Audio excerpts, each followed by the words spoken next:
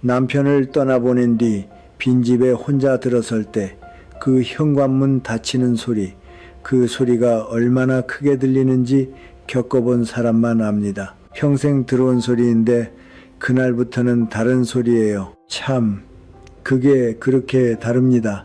장례를 치른 그 며칠 동안은 사람들이 옵니다. 친척이 오고 이웃이 오고 옛 친구도 옵니다. 그런데 한 달이 지나고 두 달이 지나고 석 달이 지나면요, 그때부터예요. 진짜 이야기가 시작되는 건 사람들이 다 자기 자리로 돌아간 그 자리에 남은 빈마당, 그 빈마당에 어느 날 갑자기 낯선 발자국이 찍힙니다. 한 번도 가깝지 않던 사람이 어느 날 갑자기 당신 곁에 앉아있는 그 장면이요. 그 발자국을 보고 처음 드는 감정이 뭔지 아십니까? 고마움입니다. 그 다음은요, 어색함. 그 다음은요, 그 어색함이 어느새 안도감으로 바뀌어 있습니다. 그게 사람이에요. 외로운 사람한테 누가 따뜻한 손을 내밀면 그 손이 어디서 왔는지 묻기보다 먼저 그 손을 잡고 싶어집니다. 자연스러운 일입니다. 그런데 바로 그 자연스러움이 인생 후반부에서 가장 큰 함정이 됩니다. 오늘 저는 위로를 드리려고 온 사람이 아닙니다. 경고를 드리러 왔어요. 그런데요, 그 경고가 참 따뜻한 경고입니다. 차가운 말 같지만 안에는 분명히 온기가 있는 그런 이야기를 드리려 합니다. 올해 제 나이가 105입니다. 평안북도 운산에서 태어났습니다. 1947년 겨울에 월남했어요. 아버지께서 국경까지 저를 배웅하셨는데 그게 마지막이었습니다. 그 후로 다시는 못 뵀어요. 그러니까 제가 외로움이라는 게 어떤 건지 그건 책으로 배운 게 아닙니다. 남쪽으로 내려와서 처음엔 중학교에서 국어를 가르쳤습니다. 그러다가 30쯤 됐을 때 연세대학교에서 철학을 가르치게 됐고요. 그 자리에서 30년 넘게 있었습니다. 일제시대를 살았고 6.25 전쟁도 겪었고 새마을운동 시절도 IMF 외환 위기도 다 봤습니다.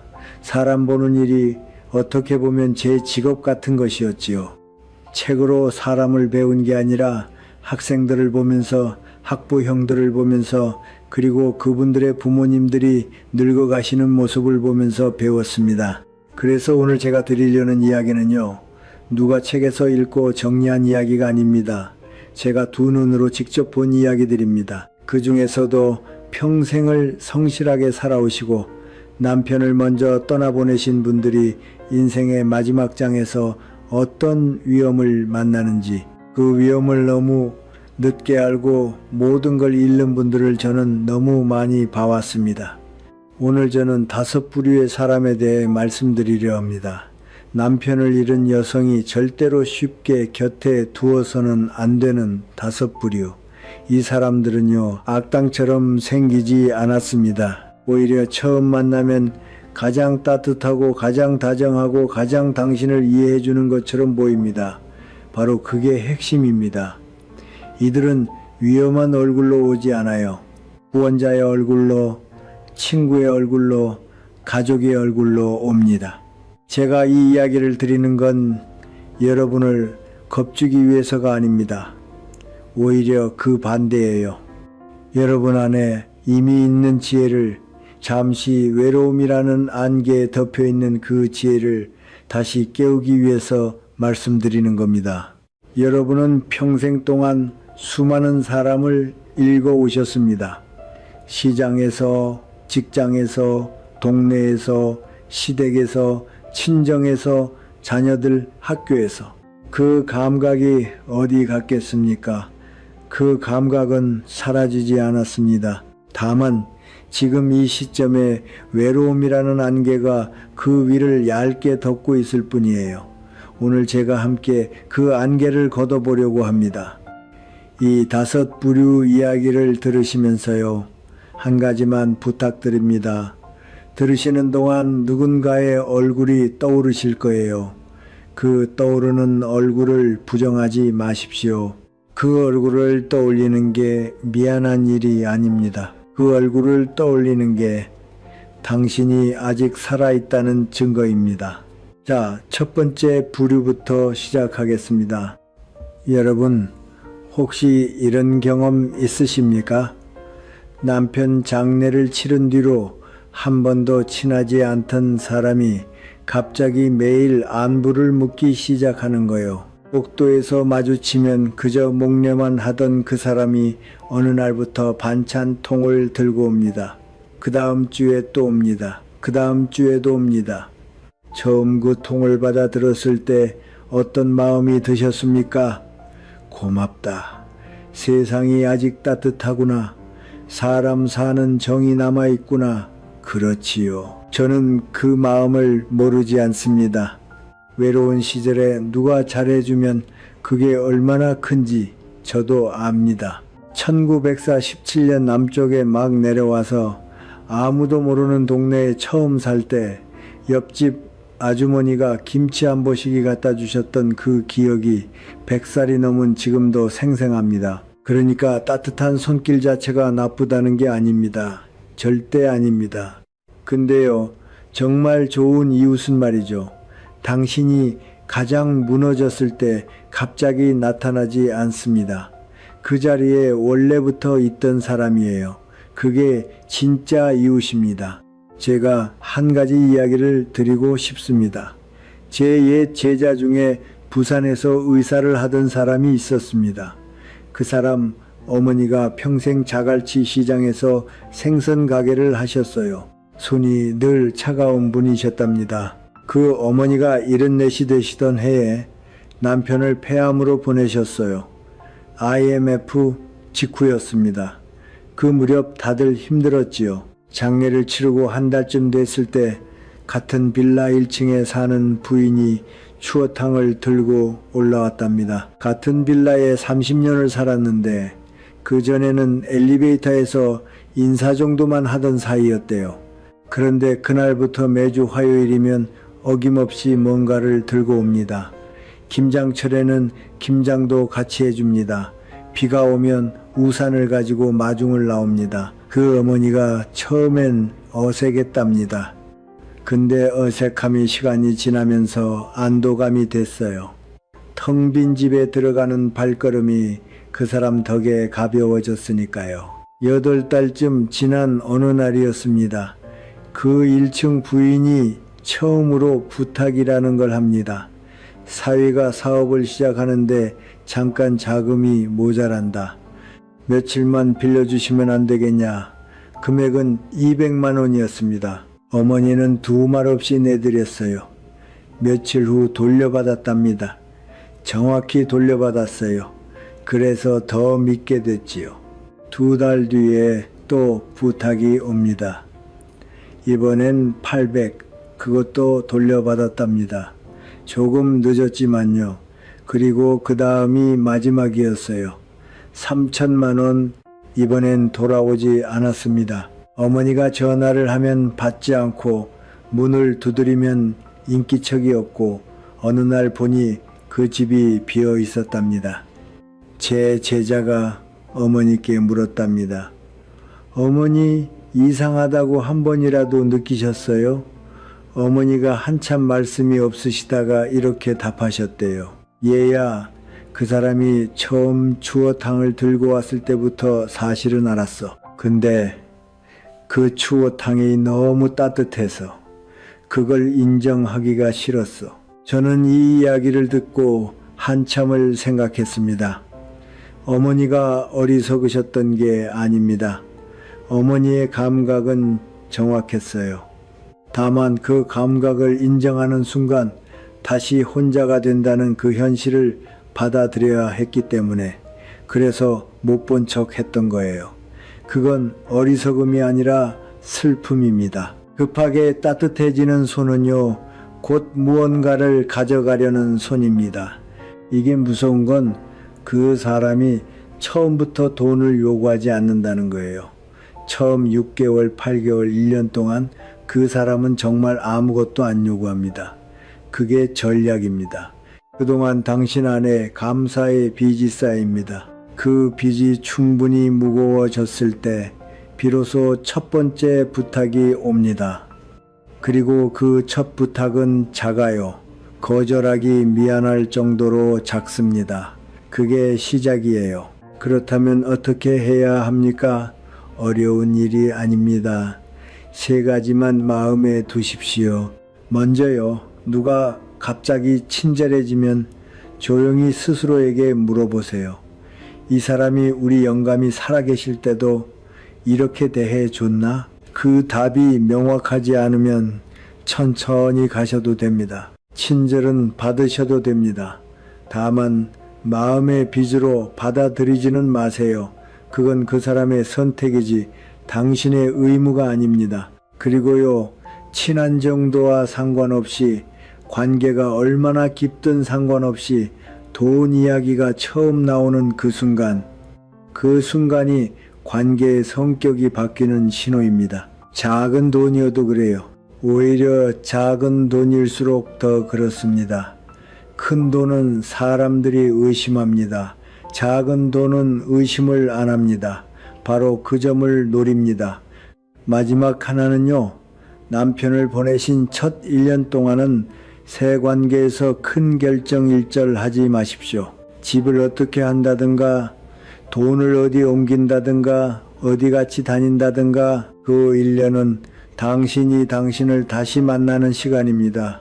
그 시간을 누구한테도 양보하지 마세요. 따뜻함은 소중합니다. 하지만 진짜 따뜻함은 서두르지 않습니다. 진짜 따뜻함은 당신이 준비됐을 때 곁에 있어요. 무언가를 원하는 사람만이 당신이 가장 무너졌을 때 나타납니다. 이게 우연이 아닙니다. 이게 전략입니다. 이웃보다 더 가까운 자리에 들어오려는 사람이 있습니다. 2번째 부류입니다. 사랑을 가장한 사람. 지금도 가끔 떠오르는 장면이 하나 있습니다. 제 옛 동료 교수의 부인이었어요. 그 동료가 먼저 가시고 2년쯤 됐을 때였습니다. 어느 봄날 그 부인이 저희 집에 차를 마시러 오셨는데 얼굴이 예전 같지 않으셨어요. 화장도 가볍게 하시고 옷도 조금 밝아지셨고 저는 속으로 다행이다 했습니다. 사람이 너무 오래 어두운 데 있으면 안 되니까요. 그런데 그분이 차를 한 모금 드시더니 잠깐 망설이시다가 이렇게 말씀하셨습니다. 교수님, 제가 이 나이에 이런 감정을 다시 느낄 줄은 몰랐어요. 저는 그 말을 듣고 잠시 아무 말도 못했습니다. 기뻤어요. 정말 기뻤습니다. 그런데 동시에 가슴 한구석이 서늘했습니다. 100살을 살아도 그런 거예요. 좋은 일과 걱정스러운 일이 같이 오면 마음이 그렇게 둘로 갈라집니다. 여러분, 이 나이에 무슨 사랑이야? 이렇게 생각하시는 분 많습니다. 근데요, 100살 먹은 저도 단언컨대 사람을 좋아하는 마음은 죽지 않습니다.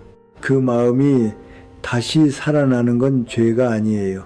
오히려 당신이 아직 살아있다는 증거입니다. 그러니까 그 마음 자체를 부끄러워하지 마십시오. 다만 그 마음을 이용하는 사람이 있다는 것만 분명히 아셔야 합니다. 진짜 사랑은 말이죠. 당신의 통장을 일찍 묻지 않습니다. 이거 하나만 기억하셔도 사실 많은 일이 막아집니다.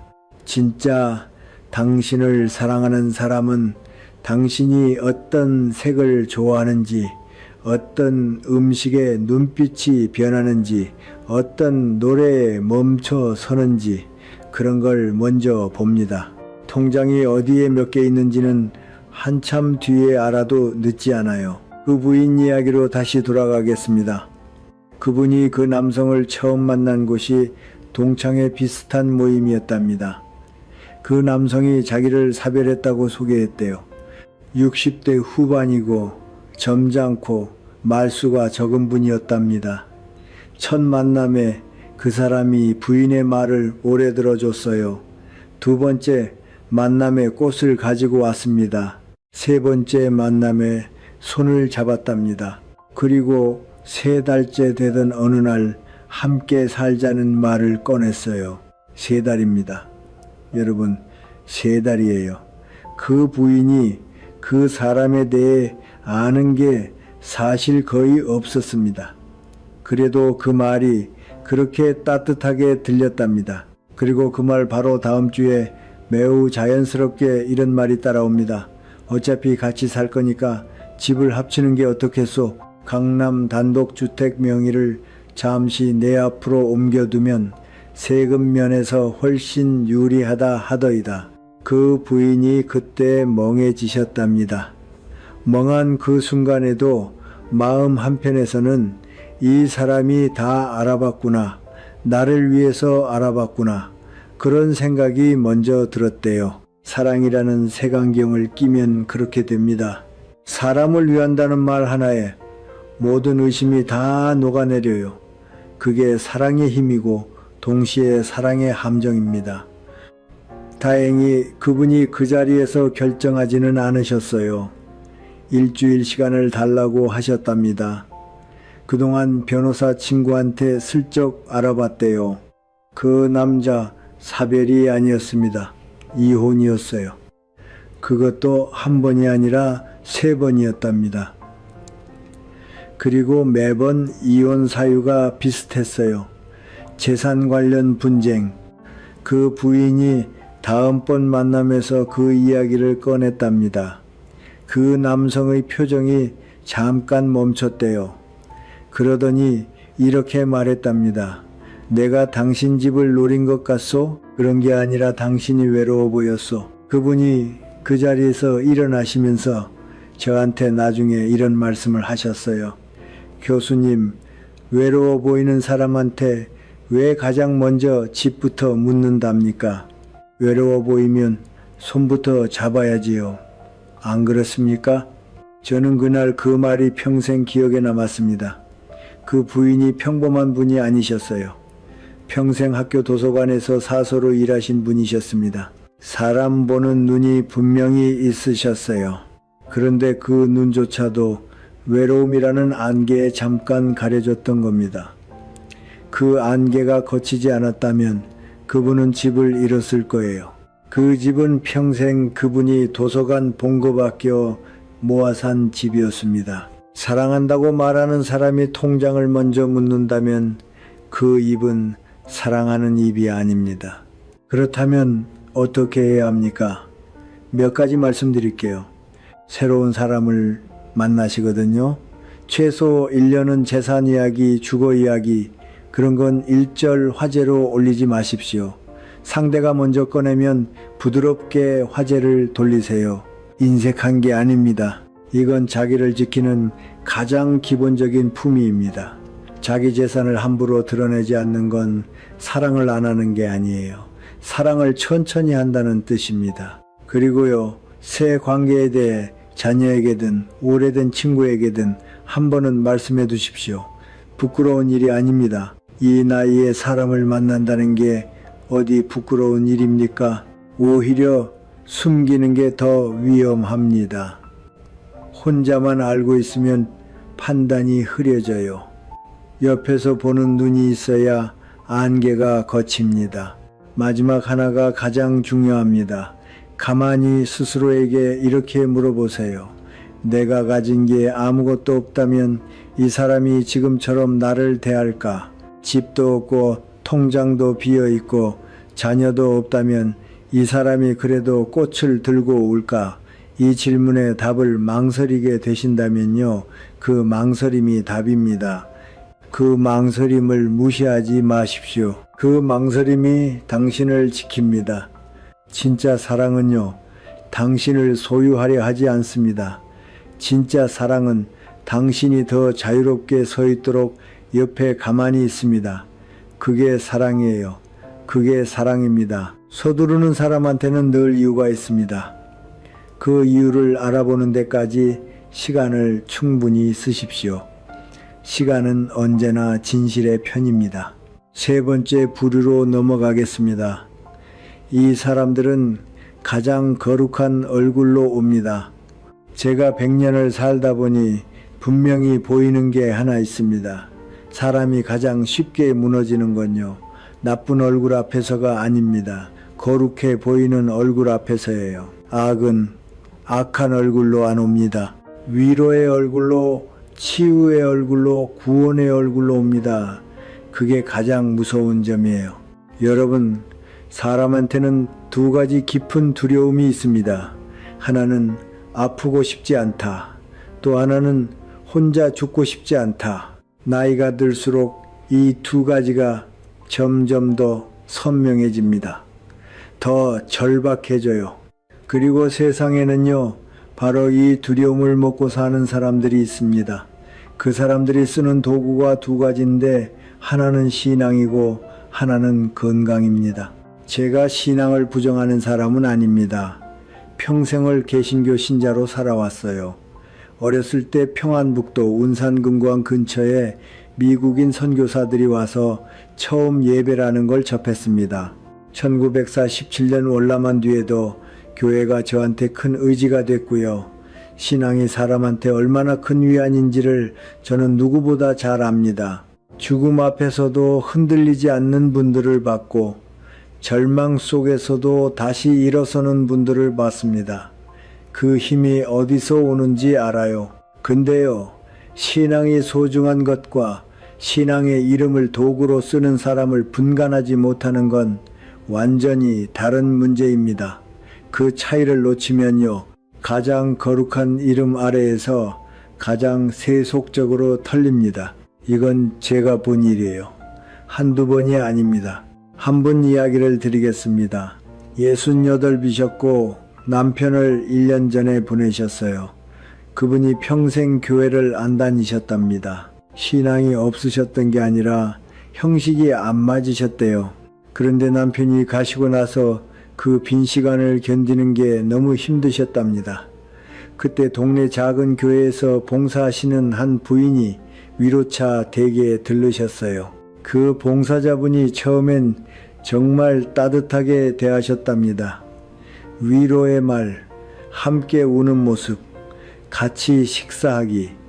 그 부인이 처음으로 예배에 나가셨대요. 그 예배 자리에서 그분이 오랜만에 어떤 온기를 느끼셨답니다. 사람들이 반겨주고 함께 밥을 먹고 손을 잡고 기도해주는 그 자리에서요, 그 온기 자체는 진짜였습니다. 그게 모두 가짜였다고 하면 거짓말이에요. 근데 시간이 좀 지나면서 헌금 이야기가 시작됩니다. 처음엔 10,000원이었어요. 그 다음엔 특별 작정 헌금이라는 게 시작됐답니다. 새벽기도 30일 작정이 시작됐고요. 그러더니 어느 날 그 목사라는 사람이 이런 말씀을 하셨답니다.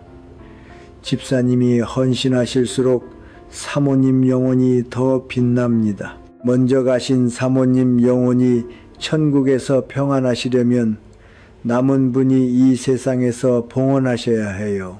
그분 말씀을 듣고 그 부인이 잠을 못 주무셨답니다. 남편 영혼이 평안하지 못하면 어쩌지. 그 생각 하나가 모든 판단을 덮어버렸어요.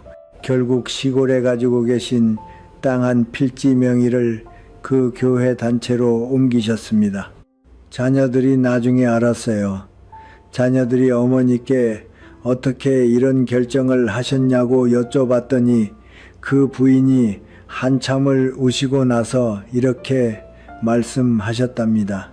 그 목사가 그러더라. 헌신할수록 너희 아버지 영혼이 빛난다고 어떻게 그 말을 거절하겠니? 저는 이 이야기를 듣고 가슴이 무거웠습니다. 그분이 무지하셨던 게 아닙니다. 가장 사랑하는 사람의 영혼을 지키고 싶다는 그 가장 거룩한 마음이 가장 정교한 함정의 입구가 된 거예요. 함정이 그 마음을 입구로 쓴 겁니다.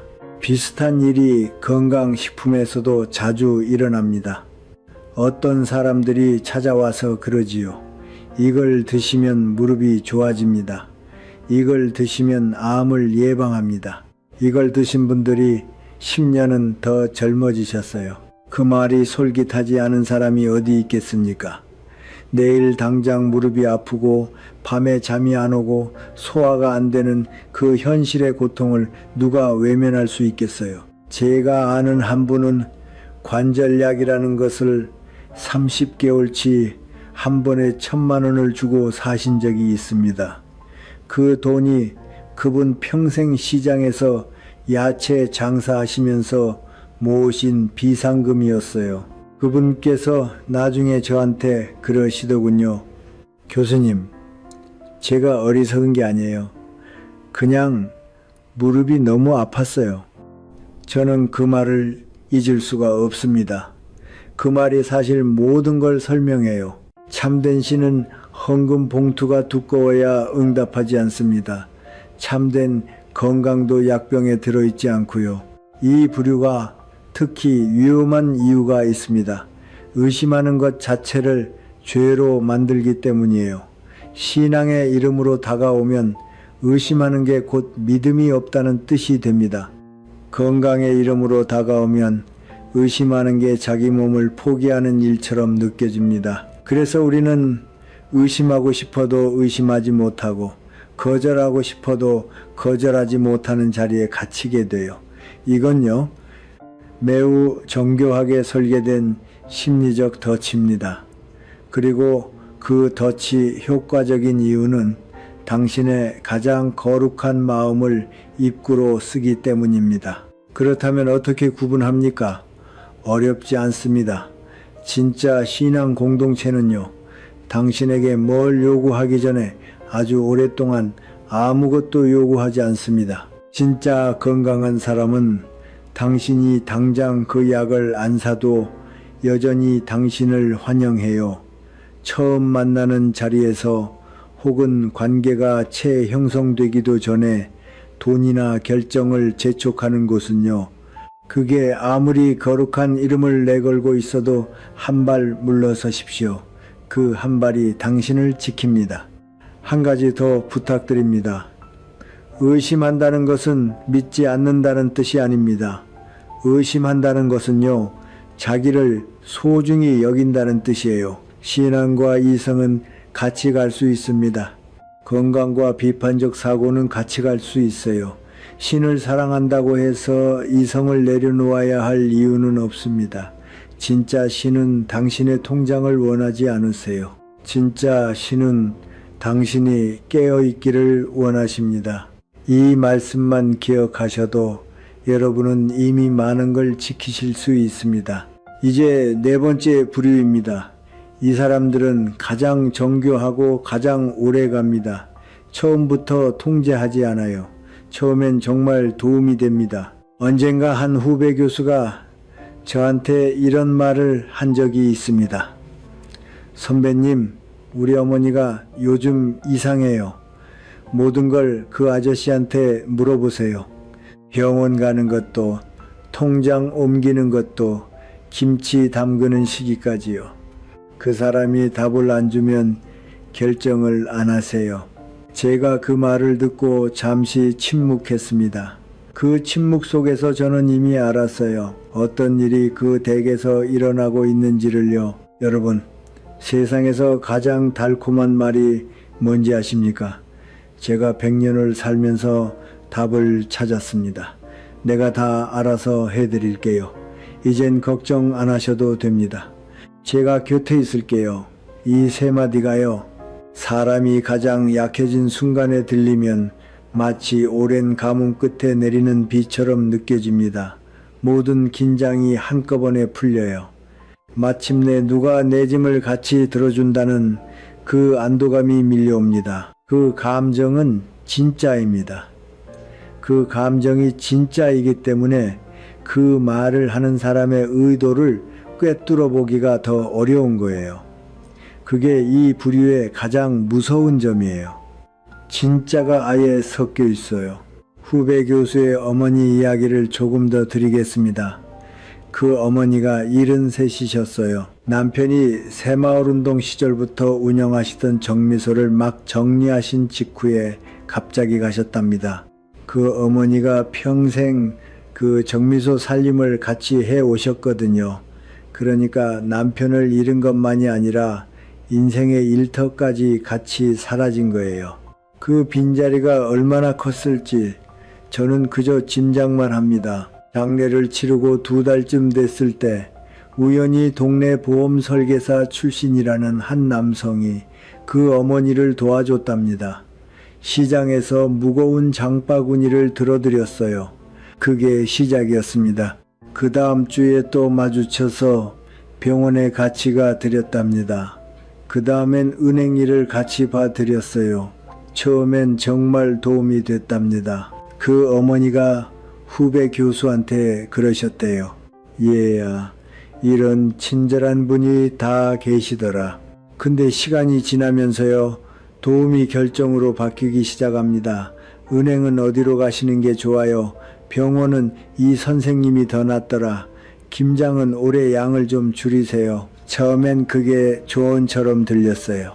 그런데 어느 순간부터 그 어머니가 그 사람한테 미리 묻지 않고는 어떤 결정도 못 하시게 됐어요.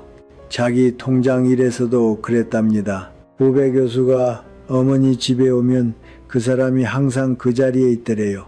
어머니랑 후배 교수가 모자간에 얘기를 좀 하려고 하면 옆에서 자연스럽게 끼어들었답니다. 처음엔 어른 공경하는 분 같았대요. 그런데 시간이 지나면서 후배 교수가 어머니께 전화를 드리면 종종 이런 답이 옵니다. 얘야, 지금 그분이 안 좋아하실 시간이라 길게 못 받아. 어느 명절날이었답니다.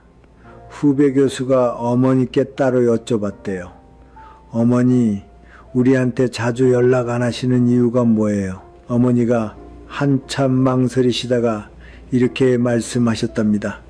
얘야, 그분이 너희한테 너무 자주 연락하면 내가 마음이 약해진다고. 그래서 좀 자제하는 게 좋다고 하셨어. 후배 교수가 그 말을 듣는데 어머니 입에서 그 말이 나오는데 그게 우리 어머니 입이 아니더래요. 다른 사람 말이 어머니 입을 통해 나오는 것 같았답니다. 저는 이 이야기를 듣고 한참을 생각했습니다. 그 사람이 처음부터 통제하려고 한 게 아니에요. 정말이지 처음 몇 달은 그 어머니께 도움이 됐을 거예요. 그게 더 무서운 겁니다. 진짜 도움과 통제가 같은 강에서 흘러오기 때문에 어느 순간 우리는 그 두 물이 섞여버린 걸 알아채지 못합니다. 진짜 배려는요, 당신을 더 강하게 만듭니다. 가짜 배려는 당신을 점점 약하게 만들어요. 진짜 배려는 당신이 혼자서도 잘하시는 걸 보면 기뻐합니다. 가짜 배려는 당신이 혼자서 뭘 하시면 서운해합니다. 이건 작은 차이 같지만 인생의 방향을 통째로 바꿉니다. 또 한 가지 신호가 있어요. 이 부류는 반드시 어느 시점에서 당신을 주변으로부터 분리시키려 합니다. 처음엔 매우 자연스러워요. 그 친구분 별로던데요. 자녀분들한테 굳이 이런 것까지 말씀하실 필요 있을까요? 이런 말들이 처음엔 당신을 걱정하는 것처럼 들립니다. 근데 사실은요, 당신 곁에 있는 지지망을 하나씩 끊어내고 있는 거예요. 당신 주변에 당신을 오래 안 사람들이 있으면 그분들이 그 관계의 이상함을 먼저 알아채실 테니까요. 그러니까 그 사람들을 먼저 떼어놓는 겁니다. 매우 천천히, 매우 자연스럽게요.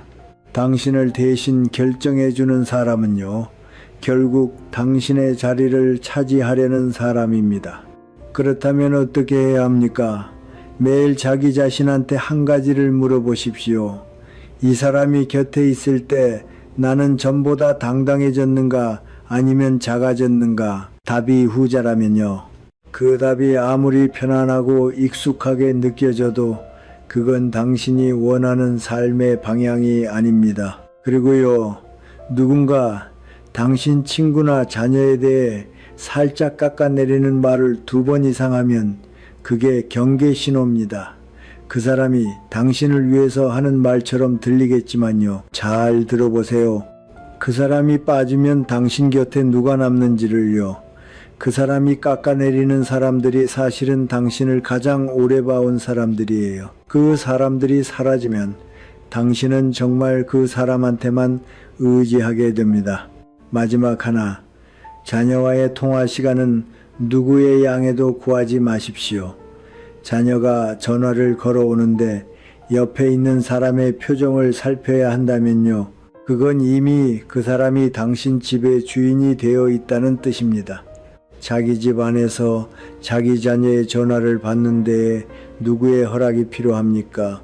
그건 안 됩니다. 그것만은 안 돼요. 혼자가 된 여성한테 진짜 필요한 분은 당신을 대신 결정해 줄 사람이 아닙니다. 당신이 이미 가진 결정력을 믿어줄 사람이에요. 평생 결정을 내리며 살아오신 여러분은 이미 충분히 강합니다. 그 강함을 빼앗는 사람을 보살핌이라고 부르지 마십시오. 진짜 사랑은 당신의 날개를 접게 하지 않습니다. 진짜 사랑은 당신이 더 높이 나실 수 있도록 옆에서 바람이 되어줍니다. 이제 마지막 5번째 부류입니다. 이게 참 제일 마음 아픈 부류예요.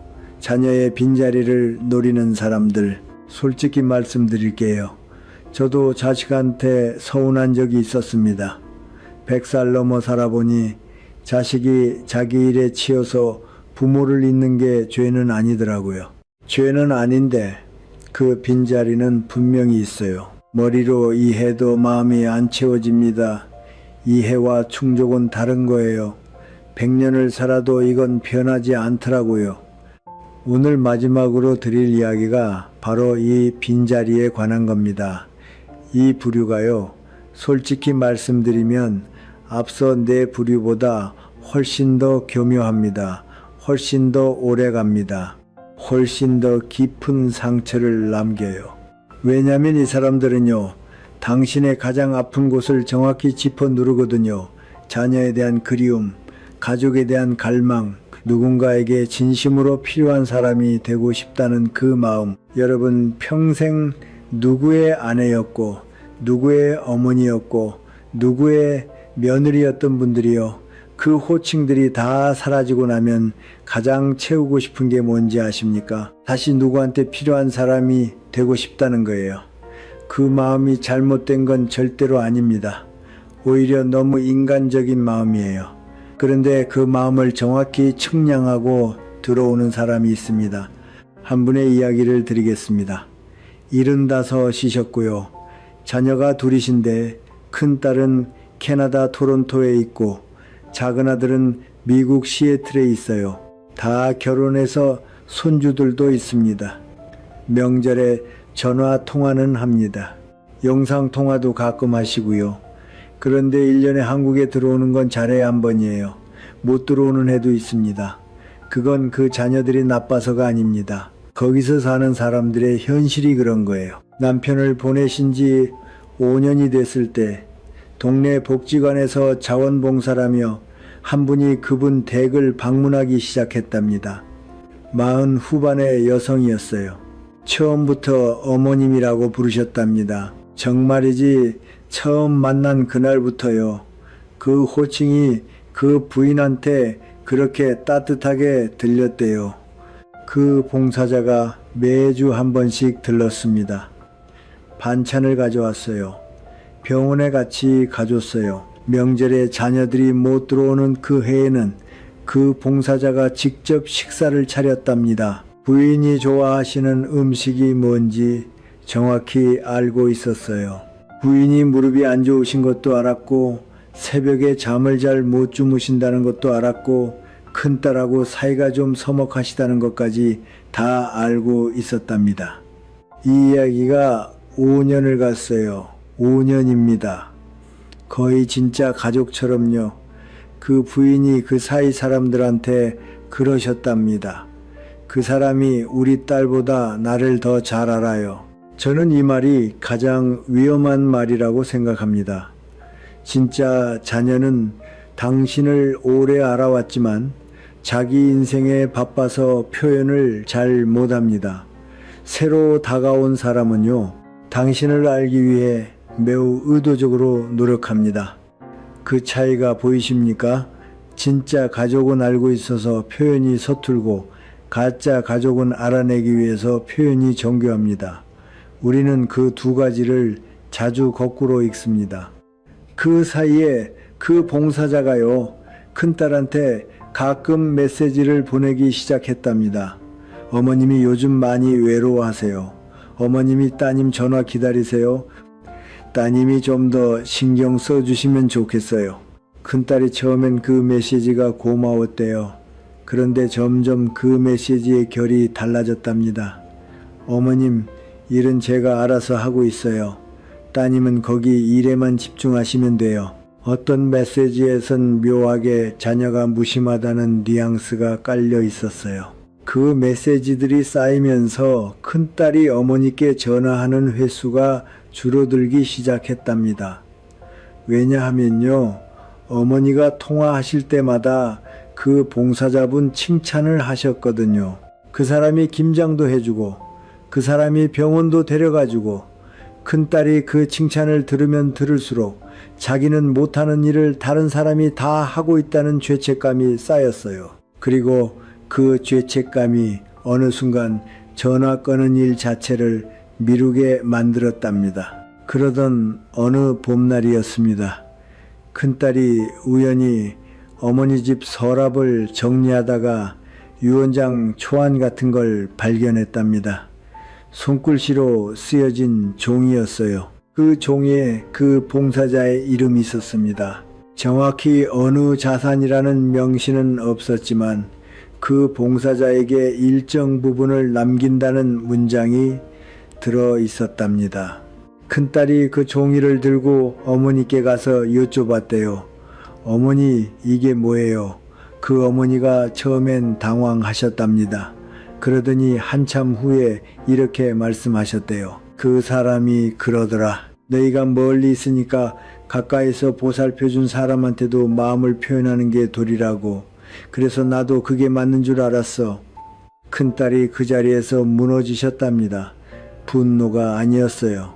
어머니를 그렇게 만들어 놓은 자기 자신한테 무너지신 거였습니다. 5년 동안 자기는 너무 멀었고 그 사이 누군가가 어머니 옆에 들어와서 어머니의 마음을 매우 천천히 옮겨 놓은 거예요. 그 봉사자분이 나중에 큰딸한테 전화를 받고 이러더랍니다. 따님, 어머님 일은 제가 알아서 해요.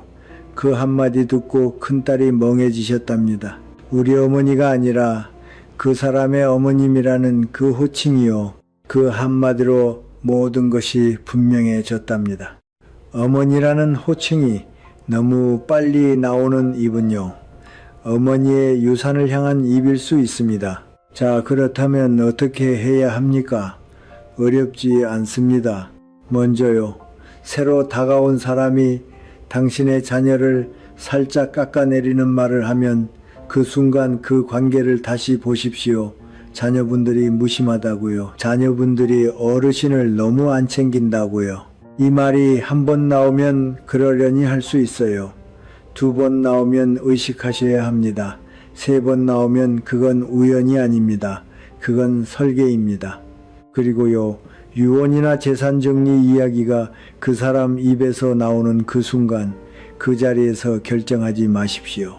며칠 시간을 두시고 그 사람이 옆에 없을 때 자녀와 직접 통화하십시오. 그 사람 옆에서 자녀에게 전화하시면 안 됩니다. 그 사람이 듣고 있는 자리에서 자녀에게 이야기하시면 안 돼요. 이건 제가 분명히 말씀드립니다. 마지막으로요, 자녀와의 관계가 완벽하지 않아도 괜찮습니다. 자주 못 만나도 괜찮아요. 그건 이 시대의 가족 현실입니다. 그 현실을 이용하려는 사람과 그 현실 안에서도 진심으로 곁에 있는 사람은 다릅니다.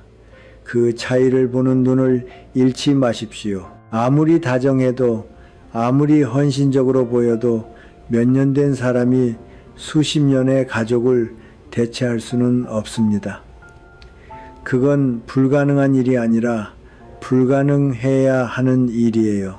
그 선을 지키는 것이 곧 당신을 지키는 일입니다. 이제 마무리하겠습니다. 이 5부류 이야기를 끝까지 들어주신 당신께 제가 마지막으로 드리고 싶은 말이 있습니다. 오늘 이 긴 이야기를 끝까지 들어주신 여러분께 제가 먼저 한 말씀 드리고 싶습니다.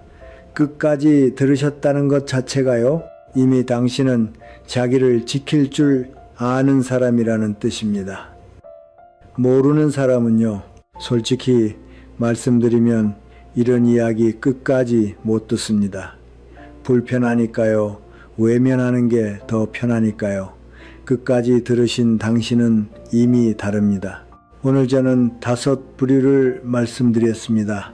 갑자기 친절해진 이웃, 사랑인 척하는 사람, 신앙과 건강을 파는 사람, 보살피는 척하는 지배자, 자녀를 흉내내는 사람, 5 부류가 다 달라 보이지요.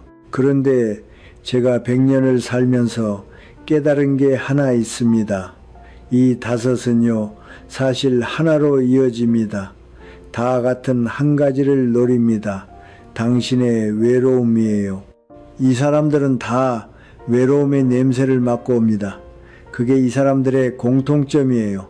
외모도 다르고 직업도 다르고 접근하는 방식도 다른데 표적은 같습니다. 당신이 가장 무너진 그 자리 위에 5가지 색깔의 옷을 입고 옵니다. 친절이라는 옷, 사랑이라는 옷, 신앙이라는 옷, 보살핌이라는 옷, 가족이라는 옷. 그래서요, 이 5에 대한 해답도 사실 하나입니다. 외로움 자체를 다스리는 법을 배우는 거예요. 외로움을 적으로 보지 마십시오. 외로움은 적이 아닙니다. 외로움은 신호입니다. 지금 내 안에 뭔가가 비어있다는 신호일 뿐이에요. 그 신호를 누가 채워주기를 기다리는 동안 우리는 가장 잘못된 문을 열게 됩니다. 저도 한때는 외로움이 무서웠습니다. 1947년 그 겨울, 아버지께서 국경까지 저를 배웅하시고 돌아서시던 그 뒷모습, 그게 마지막이었어요. 그 후로 다시는 못 뵀습니다. 남쪽에 내려와서 처음 몇 년은요, 정말이지 외로움이라는 게 어떤 건지를 그때 처음 알았습니다. 그게 100년이 지난 지금도 가끔 떠오릅니다. 그 외로움이 사라지지는 않더라고요. 다만요, 다스리는 법은 천천히 배우게 됐어요. 그리고 살아보니 알게 된 게 하나 있습니다. 혼자인 것과 외로운 것은 다르다는 거예요. 혼자라는 건 그냥 상황입니다. 외롭다는 건 선택이에요. 저는 지금도 혼자 있는 시간이 많습니다. 105살에 무슨 친구가 그렇게 많겠습니까? 그런데 저는 외롭지 않습니다. 왜냐하면요, 저는 오랜 시간을 거치면서 저 자신과 함께 있는 법을 배웠거든요. 자기 자신이 가장 오래된 친구라는 걸 깨달았어요. 여러분도 이미 그 힘을 가지고 계십니다. 평생 동안 쌓아오신 삶의 감각, 수많은 관계를 거치면서 익히신 사람 보는 눈, 어떤 어려움 속에서도 다시 일어서 오신 그 내면의 단단함, 그 모든 게 어디 갔겠습니까? 사라지지 않았습니다. 다만 외로움이라는 안개가 잠시 그 위를 덮고 있을 뿐이에요. 처음에 제가 빈마당에 찍힌 낯선 새 발자국 이야기를 드렸지요. 그 발자국이 다 위험한 건 아닙니다. 다만요, 그 발자국의 주인이 누구인지 알아볼 때까지 당신의 마당에 너무 빨리 자리를 내주지 마십시오. 마당은 당신 겁니다. 그 마당의 주인이 결정합니다. 그 마당에 누가 들어올 수 있는지, 얼마나 머무를 수 있는지, 무엇을 가져갈 수 있는지를요. 마지막으로 5마디만 드리고 끝내겠습니다. 외로워도 당신이 당신을 지키시기를, 흔들려도 당신이 결정하는 자리를 잃지 마시기를, 그리워도 그 그리움을 누군가가 이용하지 못하게 하시기를, 혼자여도 혼자됨을 부끄러워하지 않으시기를, 그리고 무엇보다 100년이 지나도 당신이 당신 곁에 계시기를. 여러분, 당신은 이미 충분히 강합니다. 평생 그래 오셨어요. 자식을 키우신 그 시간, 남편의 병수발을 드신 그 시간, 자기 아픔은 한 번도 입 밖에 내지 않으셨던 그 모든 시간들이요. 그게 약함의 시간이 아니었습니다. 그게 가장 강한 사람의 시간이었어요. 지금도 그 강함은 그대로 있습니다. 저는 105해를 살아온 사람으로서 마지막으로 약속드리겠습니다. 시간은 언제나 진실의 편입니다. 서두르지 않아도 됩니다. 무언가를 당장 결정하지 않아도 괜찮아요. 누군가의 친절을 당장 갚지 않아도 괜찮습니다. 아무도 채워주지 않는 빈자리를 당신이 직접 채우지 않아도 됩니다. 그냥 그 빈자리에 햇살이 들어오게 두십시오. 시간이 지나면 그 빈자리에서 다른 것이 자라납니다. 당신이 잊고 계셨던 당신 자신이 그 자리에 다시 앉으실 거예요. 인생은요, 시끄러운 축제가 아닙니다. 인생은 조용히 흘러가는 강물이에요. 때로는 빠르게, 때로는 천천히, 때로는 돌아가기도 하지만 결국은 자기만의 방향으로 흘러갑니다. 여러분의 강물이 누군가의 손에 의해 방향을 잃지 않으시기를 바랍니다. 당신만의 속도로 당신만의 빛을 담고 끝까지 아름답게 흘러가시기를 진심으로 바랍니다. 저는 매일 아침 감사하며 눈을 뜹니다. 105살에도 이렇게 여러분과 이야기를 나눌 수 있다는 게요, 정말이지 큰 복입니다. 여러분도 그렇게 되시기를 바랍니다. 오늘 하루도 내일 하루도 그 다음 날도 조용히 단단하게 그리고 품위 있게 보내시기를요, 그것으로 충분합니다. 그게 가장 아름다운 삶이에요. 당신은 충분합니다. 언제나 그래 오셨습니다. 앞으로도 그러실 거예요.